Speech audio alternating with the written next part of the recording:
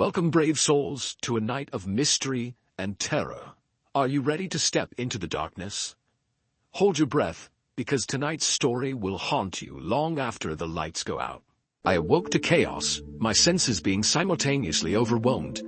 A light brighter than any sun temporarily blinded me, and my ears were filled with the deafening siren-like din. My body shot forward, and I instinctively prepared for a heavy collision, but I was pulled back into my seat, secured in place by a powerful magnetic force.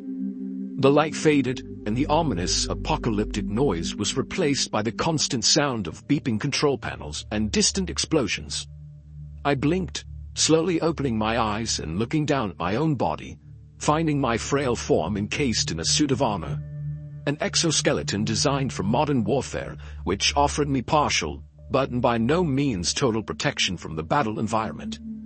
I took a moment to catch my breath, and soon realized I was breathing through a respirator, a sealed helmet covering my head but allowing me to see through a thick but transparent visor.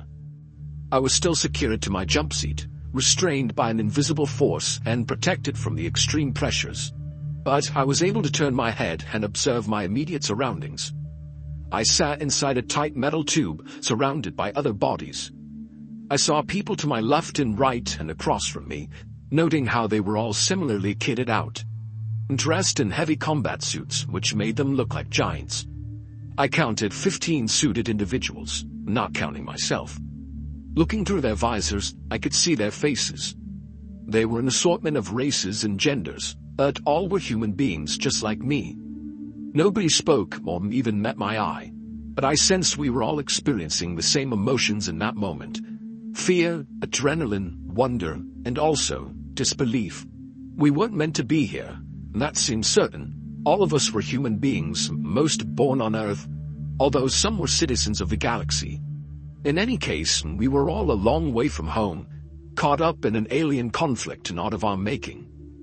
We hadn't asked for this war, but there was no other choice but to fight. The enemy had to be defeated, and this was our one and only shot. The tension continued as our tube-shaped craft was propelled through space, and suddenly my command helmet came to life, transmitting a surge of information, images, and data that appeared on the inside of my visor. My meager brain struggled to take it all in, and I'm sure I failed to understand much of what flashed before my eyes, but I got the gist of it. I was merely a foot soldier participating in one of the largest and most complex military operations in galactic history. The invasion of Hades, homeworld of the vicious and warmongering Astri race. The invasion had been years in the planning, and operational secrecy had been tightly maintained, with only the Confederation's top political and military elite knowing the truth. As for me and my comrades, we were only grunts, soldiers following orders with no knowledge of where they would send us or who we would fight. But now, the plan had been revealed to the entire invasion force, with orders and objectives transmitted in a stream of data. My fellow troopers must have received the same intel I had, because a cheer went up amongst my comrades, a joyous war cry emitted through the communications attached to our combat suits, their eyes lighting up with the spark visible through their visors. I shared my comrades' excitement in that moment. The day we'd been waiting for had finally come. All of us had suffered at the hands of the savage Astri, all subjected to unspeakable tortures and barbaric acts of violence. For so long it had seemed like the Astri were invincible, but now we'd found a way through all their technology and defenses, striking the enemy on their home turf. I focused on the images on my display screen, seeing the projection of the green and blue world below us, our target and objective.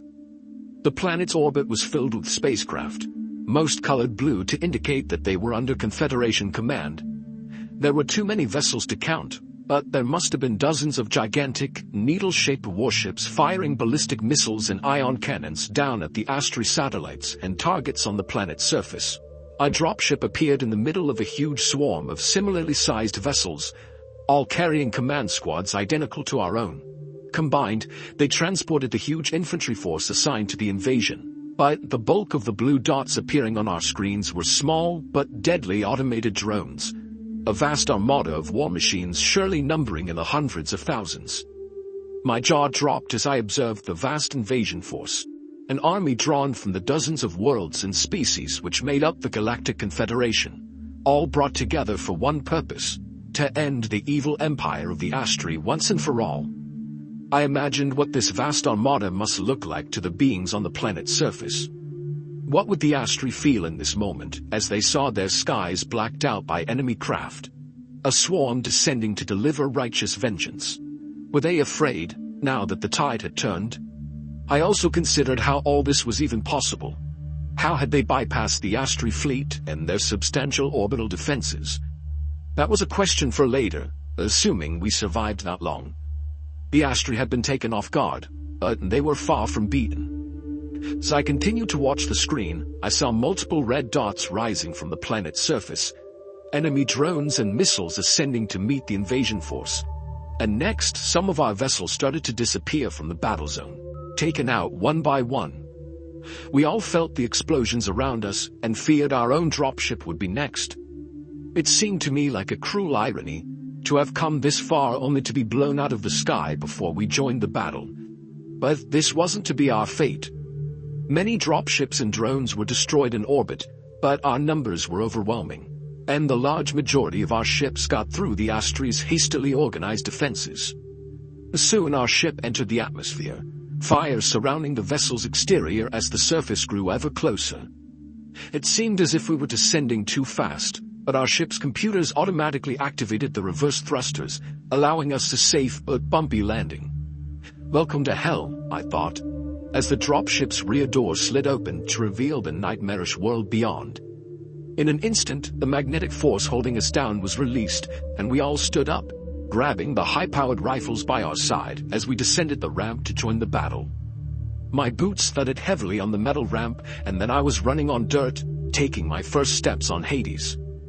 I looked up to the pink skies and dual suns above and witnessed a scene of chaos and violence, as thousands of guided missiles, spaceships and drones fought an epic battle.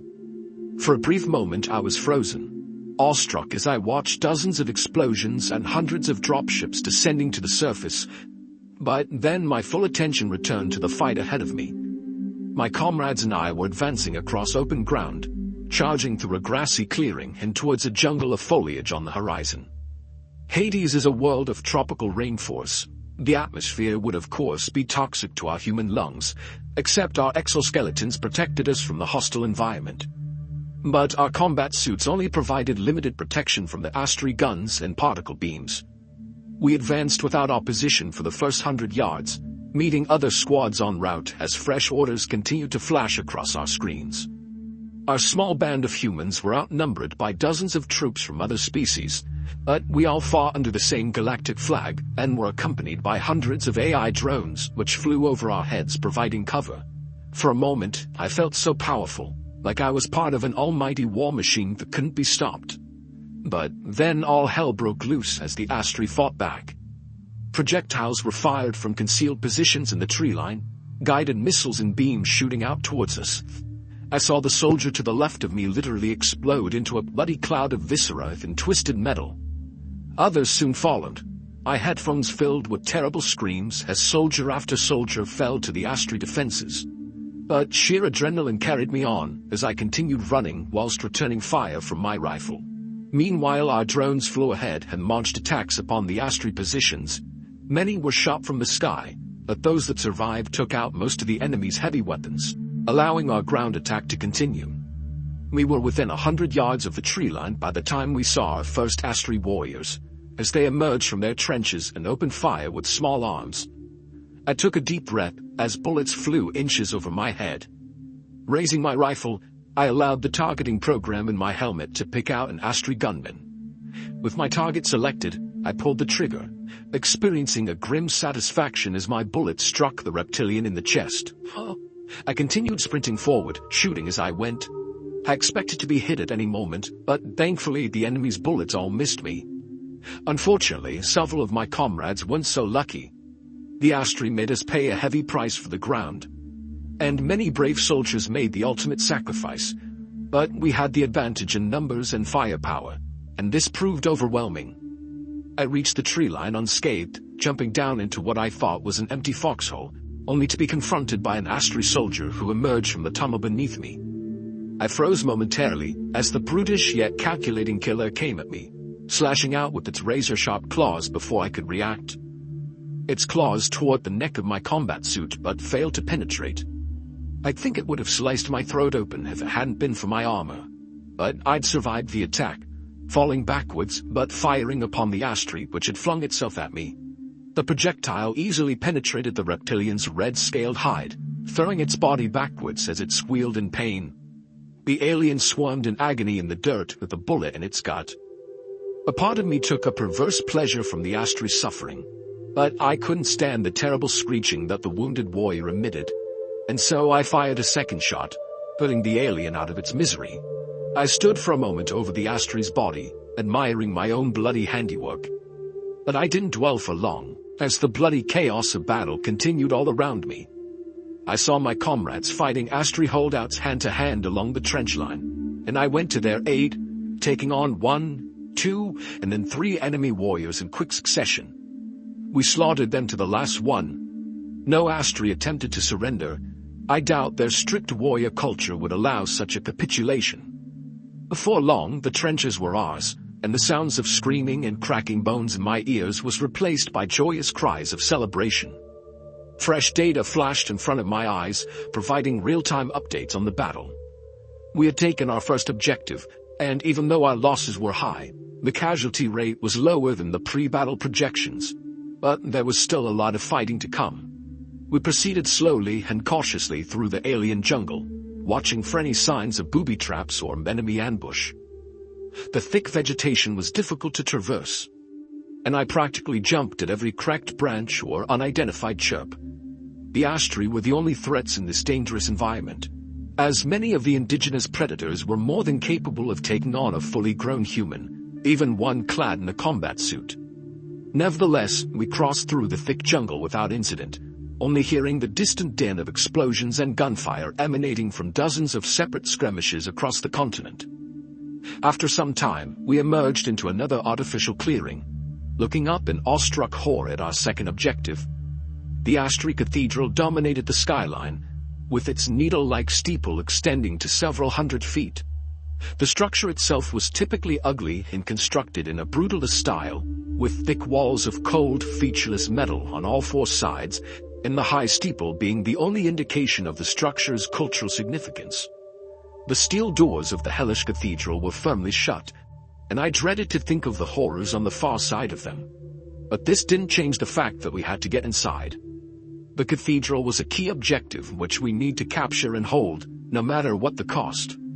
Our orders came through, and I dropped down to my knees, providing cover whilst a sapper team attached plastic explosives to the door. All was quiet except for the distant explosion and missile strikes I observed in the darkening skies above. Nevertheless, I felt a grim foreboding as I scanned the perimeter, fearing that an attack would come at any moment. My heart jumped when I heard the dull thud of an explosion, only to realize it was our demolition team blowing the door open. And then I joined my comrades, rushing forward as we piled inside of the twisted cathedral and witnessed the horrors within. I entered what was clearly a hostile environment. The cathedral's interior only dimly lit by a blood-red illumination. I activated the night vision function on my helmet controls, following my comrades as we advanced down the aisle and past the cold metal pews as we searched for threats. What we saw was a vile example of the Astri's cruelty and sadism. Mounted on the walls were the severed heads of dozens, perhaps hundreds of their victims.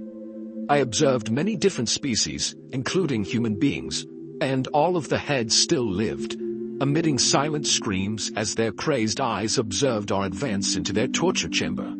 But worse still was the monstrosity displayed above the altar at the back of the cathedral. I felt sick to my stomach when I witnessed the scene. A grotesque mosaic of skin, body parts, mouths, and eyes. It seemed that multiple beings had been stitched together to create this Frankenstein-like monster, and the creature was somehow alive, squirming in absolute agony and exerting a dozen tortured cries from as many mouths.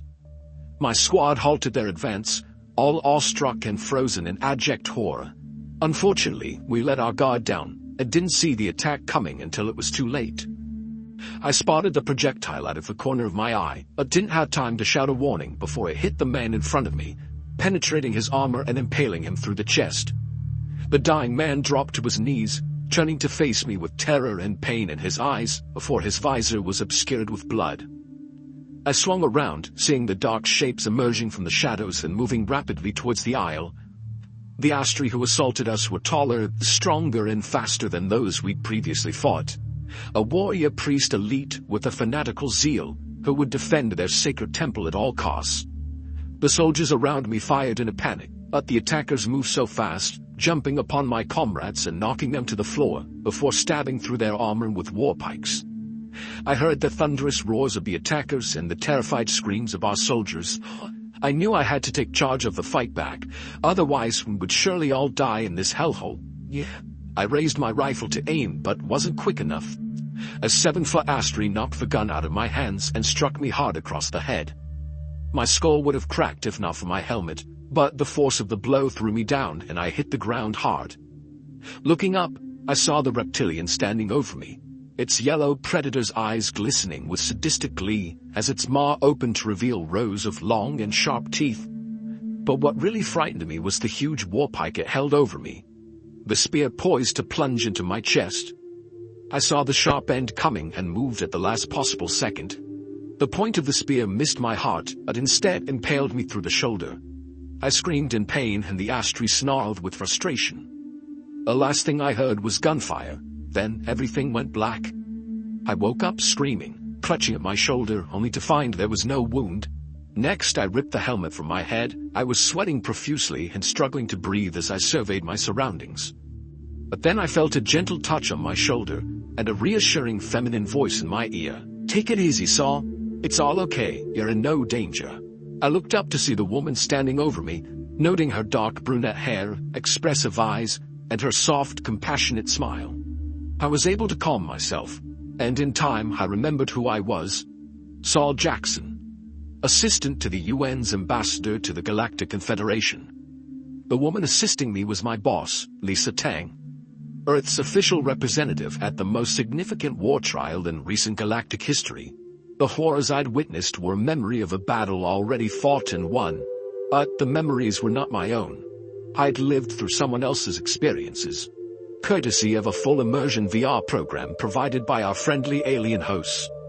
It had all seemed so real, and yet I'd never set foot on the Astri's homeworld, let alone fought a war against them. I had encountered the reptilian aliens before, however, having led a disastrous diplomatic mission which resulted in humiliation, capture, and the violent death of my companion.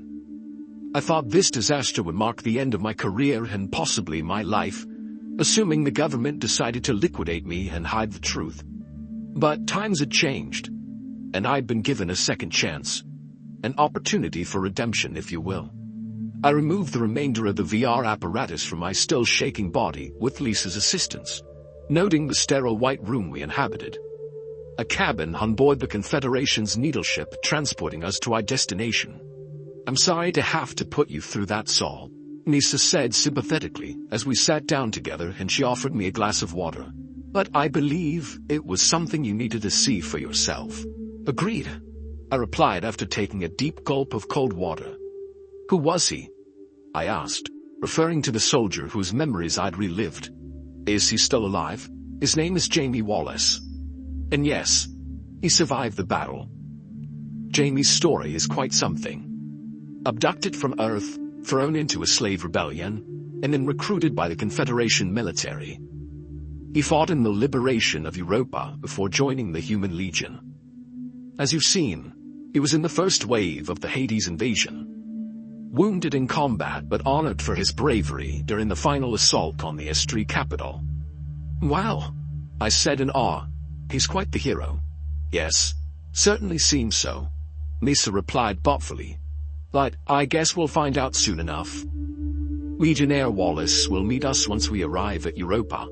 I gulped, already feeling intimidated by the prospect of meeting an intergalactic war hero. But what really chilled me to my bones was the prospect of returning to the Europa moon base.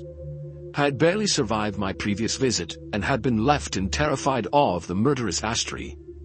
I believed they were invincible back then. But now everything had changed.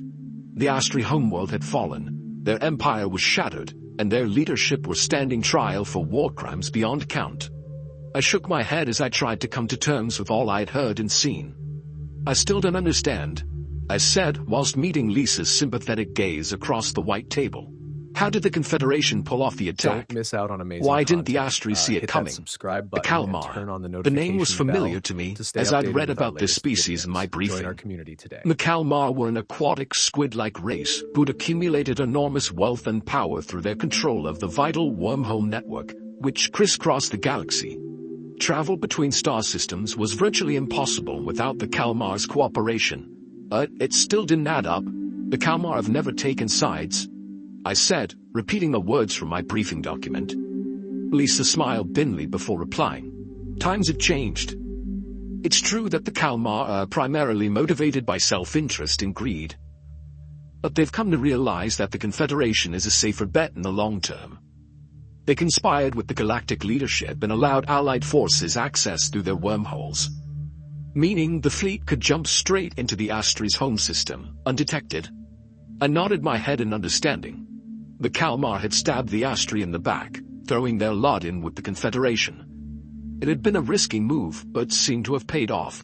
So, I continued as my brain processed this new information. The Kalmar opened up the wormhole, but surely the Astri had planetary defenses. The landing looked a little too easy to me. Their planetary defenses were offline. That was the work of the Gaians. I thought for a moment before remembering the name. The Gaians were a slave race who'd lived for thousands of years under Astri domination. They were responsible for developing and maintaining most of the Astri's advanced technology, so it made sense that they could disable Hades' defenses when the time came. Wow! I exclaimed, as it all started to come together in my head. That's quite the coalition. Well, the Astri have made a lot of enemies over the years. I guess that's what happens when you spend centuries slaughtering, torturing, and enslaving every other species in the galaxy.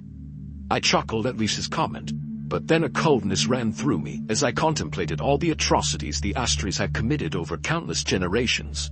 So that's it then? The Astri are defeated? Not entirely. Their leadership has been killed or captured and the bulk of their forces destroyed. But there are holdouts scattered across the galaxy. Single ships in garrisons cut off, now they can't access the wormholes. As for Hades, and Federation forces are in control of the cities. But die-hard Astri warriors have retreated to the jungles where they continue to wage a guerrilla war. I shook my head in astonishment. The Astri were fanatics, raised from birth to fight and die for the glory of their race. It was depressing to think that these holdouts were still carrying on their futile war, but hardly surprising. There was another question on my mind, however. Hades, Gaians, Kalmar, Malak. So many names which appear in our languages.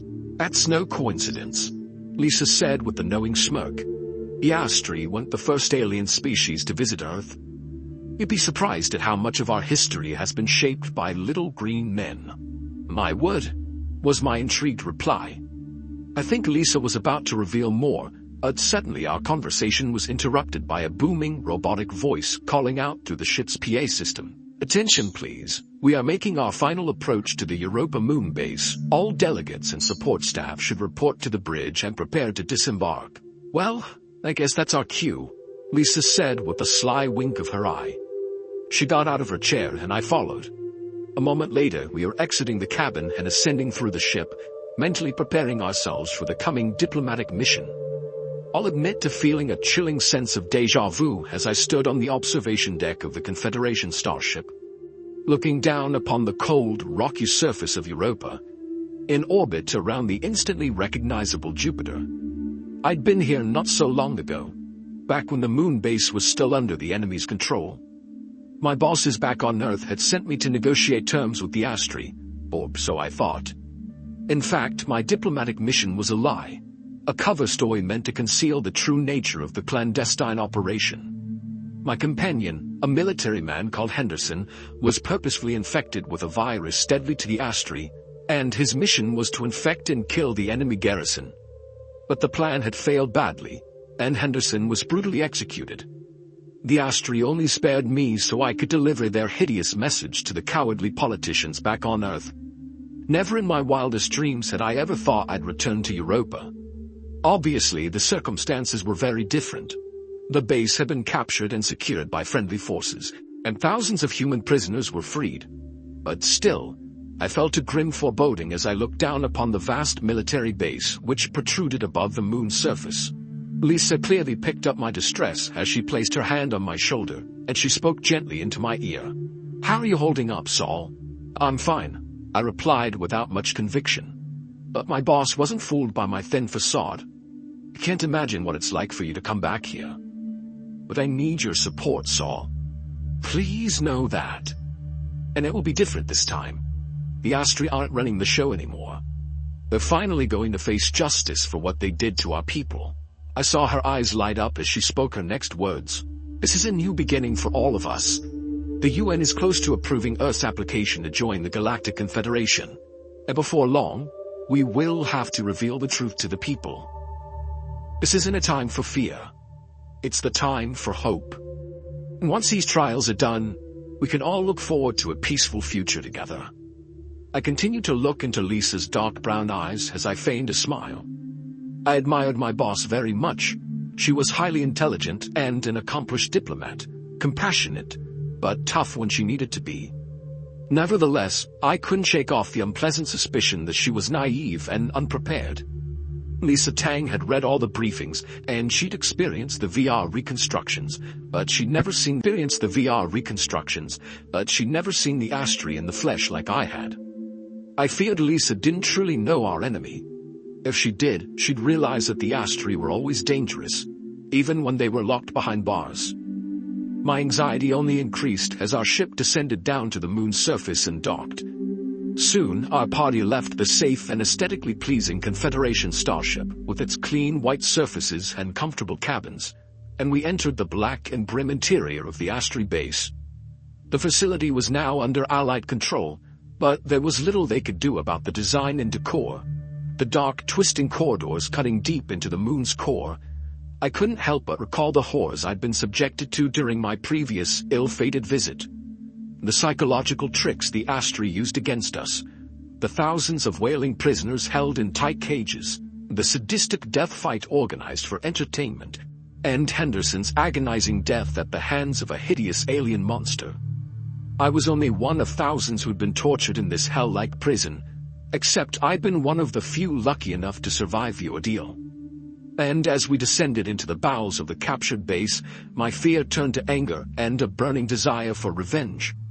The Astri had to pay for all they'd done.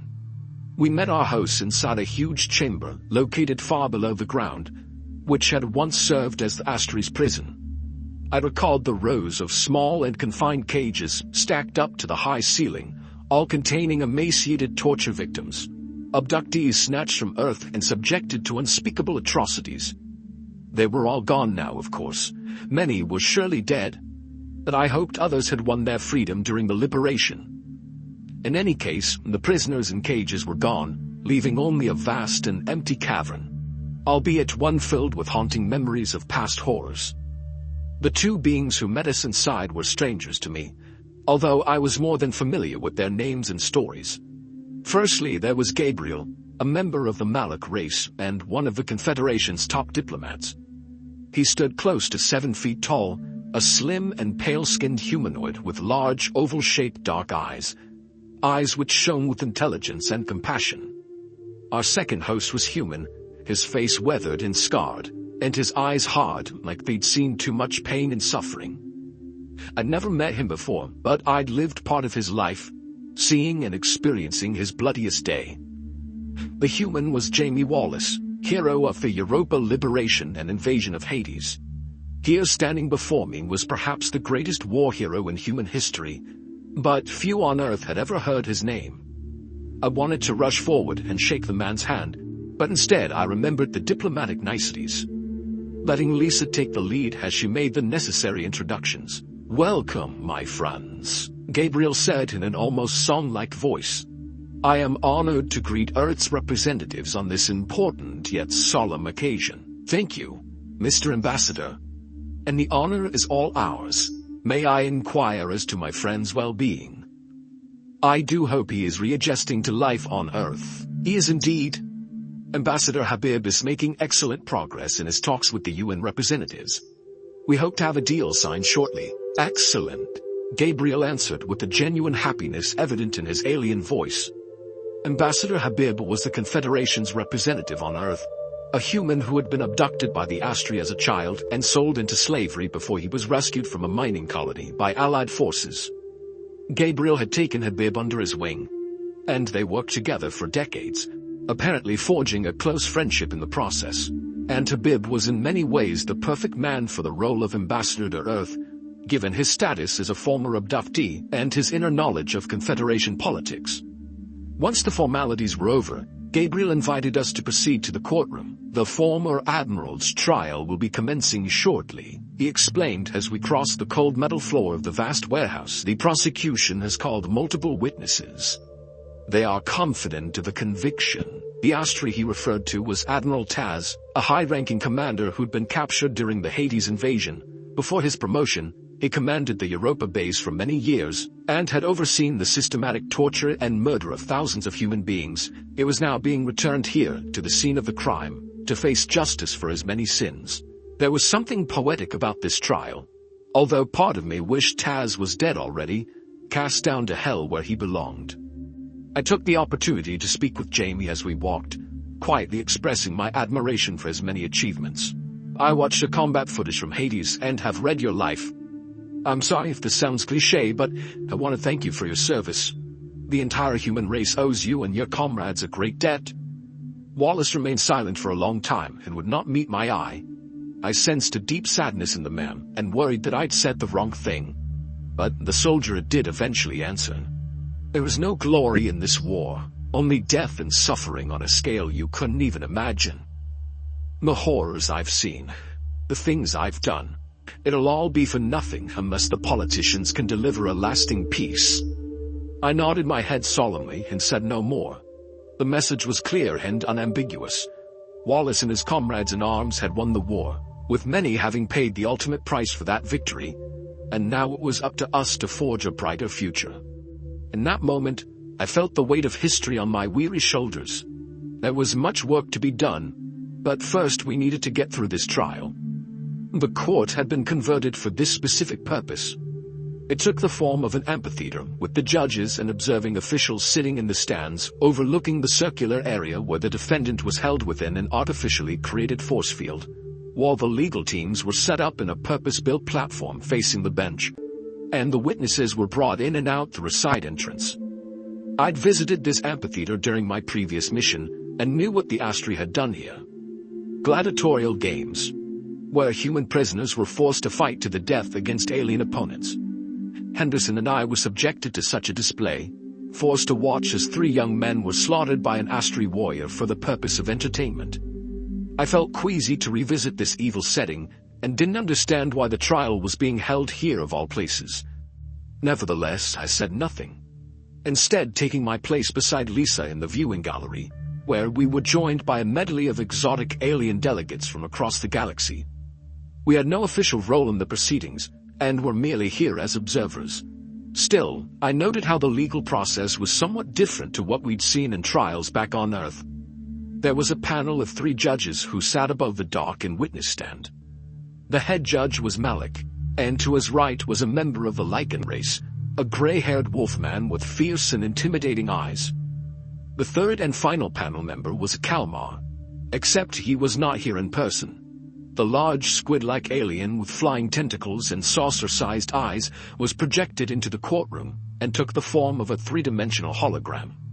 There were logistical reasons for the alien not appearing in the flesh, but I recalled how the Kalmar were notoriously xenophobic, and their judge perhaps didn't wish to mix with so many alien species. Nevertheless, the panel of 3 would deliver both the verdict and sentence in this trial, because there was no jury in attendance. I was surprised to see the prosecutor was a human being, although only just recognizable as one due to the various modifications to his physical body. He introduced himself as Elijah. without providing a surname, and proceeded to deliver a passionate opening statement, in which he outlined the substantial case against the Admiral Taz, including charges of mass kidnapping, slavery, murder, and genocide.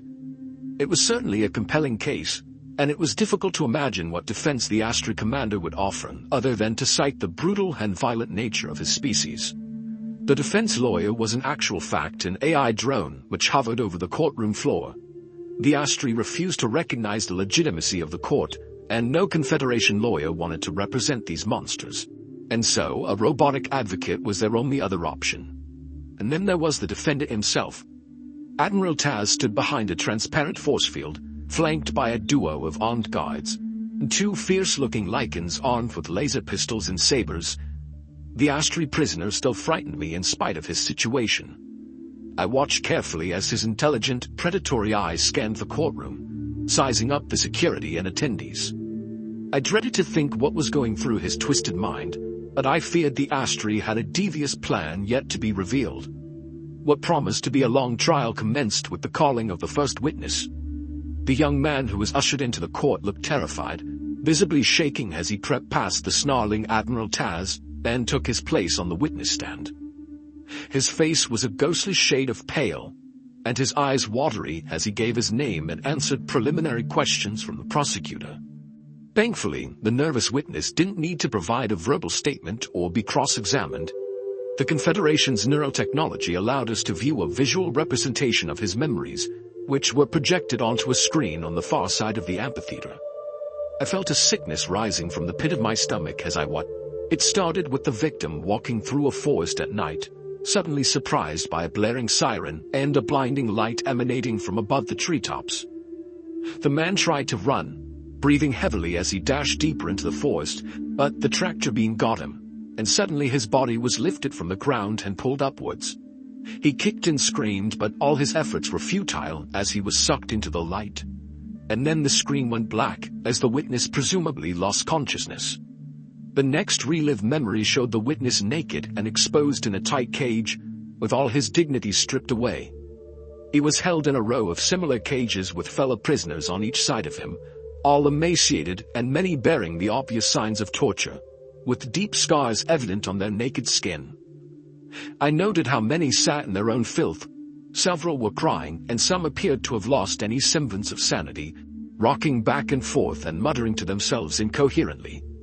The wailing of prisoners increased in volume when an Astri drone proceeded down the line, dispassionately observing the caged humans with its inbuilt cameras. The robot stopped beside the witness's cage, homing in on him while deploying its weapons. The man screamed as he recoiled in terror, but there was no escape from the tight cage. And then the drone fired a taser-like weapon, knocking the man out and once again turning the screen black. The third memory apparently took place after the witness regained consciousness. He was down on his knees in a dark room, the floor below him sticky with what was assuredly dried blood. The man whimpered in terror until the lights suddenly switched on. A row of shaking prisoners were lined up, their heads down and hands bound behind their backs. And suddenly a ferocious Astri emerged, walking along the line and looking down upon his prisoners with utter contempt. I looked closer and realized that the reptilian was none other than Admiral Taz. The cold look in his yellow, predatory eyes was unmistakable. I took a deep breath as we watched the atrocity play out in the witness's eyes. Taz carried a long, sharp saber in his right claw, suddenly stabbing out and impaling the first prisoner with his sword, repeatedly withdrawing the blade before the prisoner fell heavily and bled out onto the cold metal floor. Taz quickly moved on to the next prisoner, slashing out with the sword and exerting a great force which cut the man's head clean off. The severed head rolled along the ground and came to rest just inches in front of the witness. He looked away in disgust, shaking and crying under his breath as he waited for the Astri to reach him. The Admiral snarled and the witness looked up, seeing the open maw of the reptilian with his razor-sharp fangs exposed. The beast's pupils dilated, and there was no hint of compassion or mercy behind them. He raised his sword, and it seemed certain that he would kill the witness. But at the last moment he stopped, laughing cruelly before smacking the human with the back of his claw, knocking him down and returning the screen to darkness. This marked the end of the first witness's evidence. Shocked gasps and outraged muttering broke out among the public gallery from both human and alien observers alike. I myself was sickened and enraged, but also hopeful. Admiral Taz had almost certainly spared the life of the witness that day, so he could continue to torture him in the future. But he'd made a critical error. We'd all seen the Admiral brutally murder 2 innocent humans with his own hands. This evidence was damning, and there were many more witnesses still to come. But, as it turned out, Admiral Taz clearly had no intention of awaiting the verdict. The first witness was still on the stand when suddenly all the lights went out, plunging the courtroom into complete darkness. There were panic shouts and at least one scream in the 10 seconds which followed before the emergency lights came on. I heard a crashing sound, followed by another and another. Turning around, I saw how the AI security drones were dropping out of the air, with their power sources apparently disconnected. I also noted how the holographic image of the Kalmar judge had disappeared, which I found highly suspicious. But worst of all, the field around the accused was no longer active. One would have expected Admiral Taz to make a break for freedom, but instead he stood perfectly still and showed no emotion as the 2 Lycan guards held him at gunpoint. I looked into Lisa's dark brown eyes in that moment, seeing her previous hope and energy replaced by shock and terror, and then we all heard the first explosion. A mighty boom which shook the courtroom and resulted in a mass panic, as observers and legal staff ran for the exits, but few made it out alive. There was another explosion, much louder and closer this time. I turned my head to see the far wall of the amphitheater collapsing, and a small army charging through the gap. The war machines came fast, a dozen killer drones of Astro design, all heavily armed and armored. I knew what was coming and instinctively dived to the floor, dragging Lisa down with me. This action surely saved both our lives, as a second later, the drones fired indiscriminately with high-velocity rounds and laser cannons. We heard the deafening din of gunfire and terrified screams as bloody chaos ensued inside of the courtroom. Within minutes, dozens of delegates and observers were cut down in a heinous massacre, with the prosecutor, first witness, and 2 remaining judges all dying in quick succession. I fearfully looked down where the Admiral stood, now freed from his force field prison. One of the guards was down, and while the second Lycan was distracted, firing upwards as the drones descended upon him, Taz took his opportunity, grabbing a saber from the dead guard and plunging it into the Lycan's back. The wolfman howled in agony before collapsing to the blood-stained floor, and now the prisoner was free. A moment later, 2 juvenile Astri warriors burst through the hole in the wall, firing wildly as they came. They immediately went to the side of the Admiral, forming a protective circle around him. I remembered from the briefing that Taz had 2 sons, and now it seemed they'd come to rescue their father. But how had this attack been possible? How had they got here and evaded our defenses? The answer seemed clear to me. It was the Kalmar. The bastards had double-crossed us, but there would be time for recriminations later, if we survived. I took advantage of a temporary lull in the fighting as the Astri invaders secured their perimeter. Grabbing Lisa firmly by the hand, I whispered in her ear, saying, "We need to get out. They'll kill us." Lisa nodded her head in agreement and we moved, staying low as we rushed for the exit. Somehow we made it out of a corridor as the gunfire started up behind us. We ran halfway down before getting caught in the crossfire, as the Confederation security squad fired from one end and the trio of Astri attacked from our rear. I thought quickly, seeing a door to our right-hand side and screaming, "Quick, in here!" We darted inside, barely avoiding the bullets and laser beams, but we were far from safe. "Where the hell is this place?" Lisa asked fearfully. I scanned the room, and my blood froze when I saw the pair of metal gurneys in the center of the room, and the various sharp and nasty implements held on a rack in the corner. We'd unwittingly taken refuge inside an Astri torture chamber, but it got worse. A moment later, and the 3 Astri burst inside, snarling with fury once they saw us. The first son held us at gunpoint, while his brother shot out the door's mechanism, trapping us all inside. Meanwhile, the Admiral glared at us with murderous glint in his reptilian eyes. And I knew we were in serious trouble. The 2 juveniles darted forward, seizing both Lisa and I with their claws. We kicked and screamed but could not escape, as our bodies were slammed down against the cold gurneys, and our arms and legs were strapped in securely. I heard Lisa sobbing softly, but there was nothing I could do to help my boss because I was tied down too. Staring up at the ceiling as my whole body shook. The Astri had me in their ice-cold grasp again, and I didn't expect to be spared for a second time. Our captors left us alone for a time as they fought amongst each other. We could hear a flurry of activity on the other side of the sealed door, and it seemed like Confederation forces had regained control of the corridor.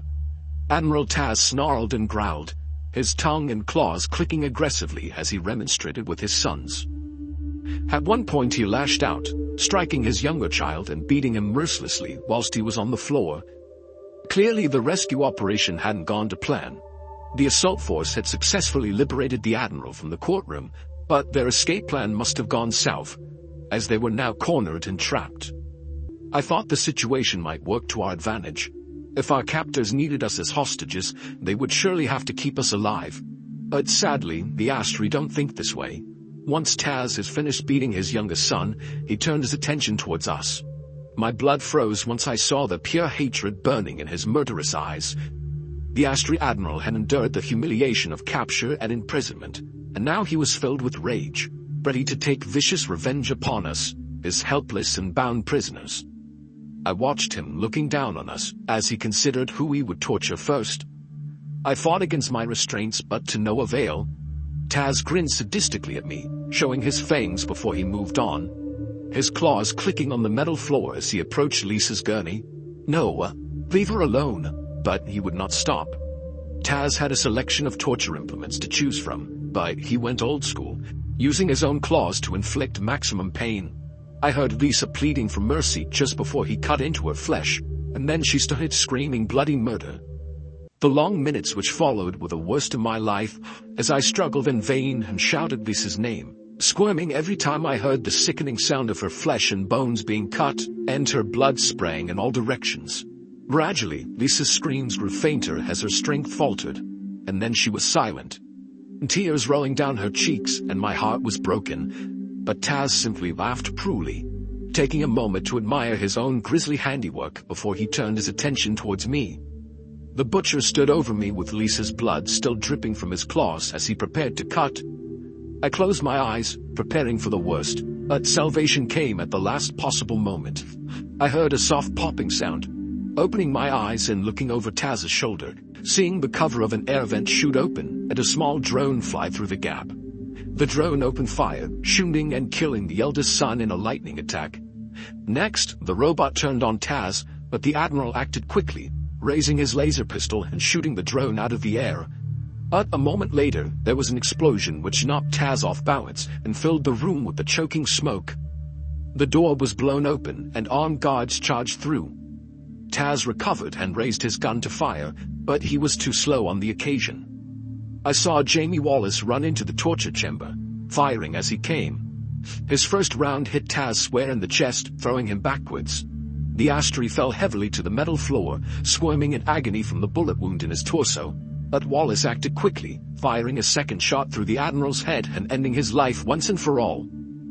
The younger son was the last Astri standing, but to my surprise, he threw down his gun and raised his claws in surrender. More troops entered the room, securing the prisoner and releasing me from my restraints.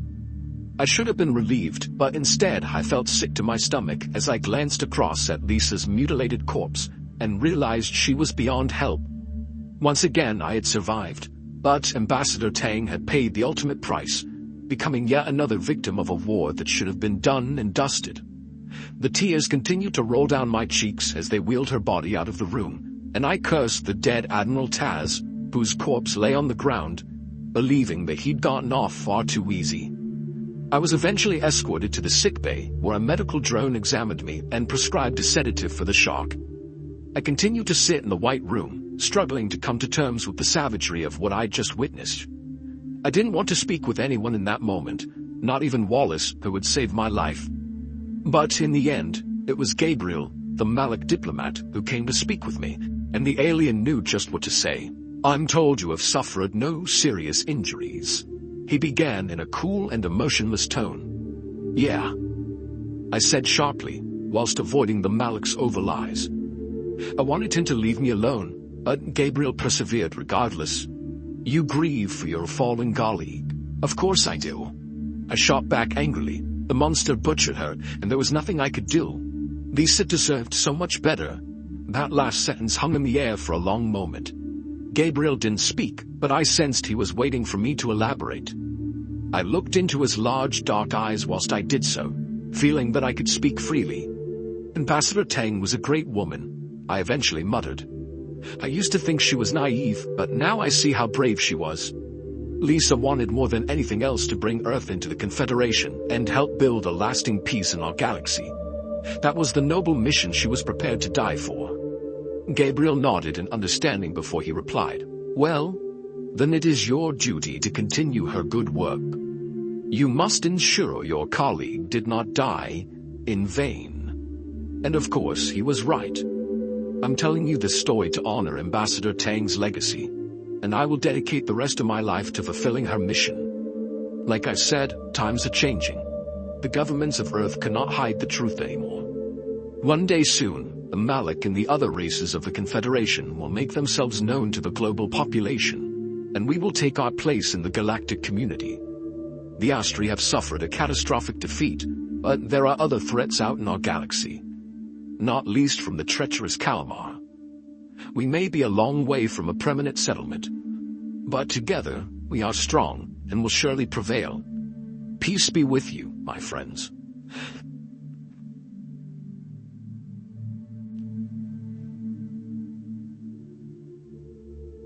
Don't miss out on amazing content. Hit that subscribe button and turn on the notification bell to stay updated with our latest videos. Join our community today.